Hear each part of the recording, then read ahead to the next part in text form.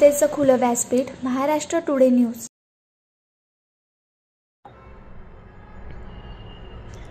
राजर्षी छत्रपती शाहू महाराज यांची जयंती आरमोरीत उत्साहात साजरी। मार्क्सवादी कम्युनिस्ट पक्षाचा पुढाकार, जातीय सलोखा व लोकशाही संरक्षण यावर विचारमंथन।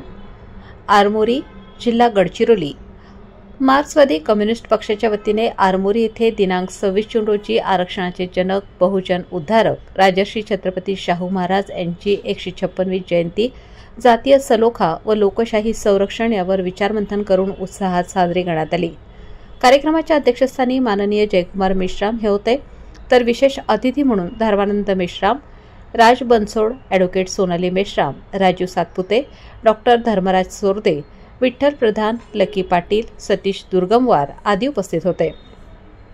मान्यवरांनी करवीर संस्थांचे राजे व बहुजन उद्धारक राजर्षी छत्रपती शाहू महाराज यांच्या कारकिर्दीतील प्रसंगांचे वर्णन केले।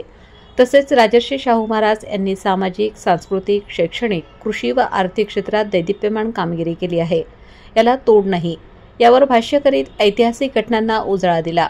तसेच वर्तमान परिस्थितीत आपणास टिकून राहण्यासाठी जातीय व धार्मिक संघर्ष न करता शिक्षण व उद्योग जगतातील घडामोडी यावर विशेष भर देत दूरदृष्टिकोन ठेवून समाजाची प्रगती साधावी लागेल। यातूनच राजर्षी शाहूंना अपेक्षित असलेले राष्ट्र घडेल असा संदेश दिला।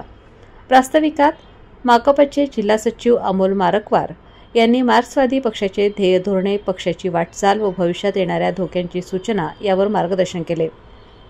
कार्यक्रमाचे सूत्रसंचालन प्रितेश अंबादे यांनी केले, तर आभार विठ्ठल प्रधान यांनी मानले।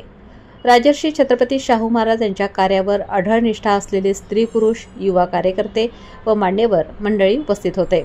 कार्यक्रमाची सांगता सहभोजनाने झाली।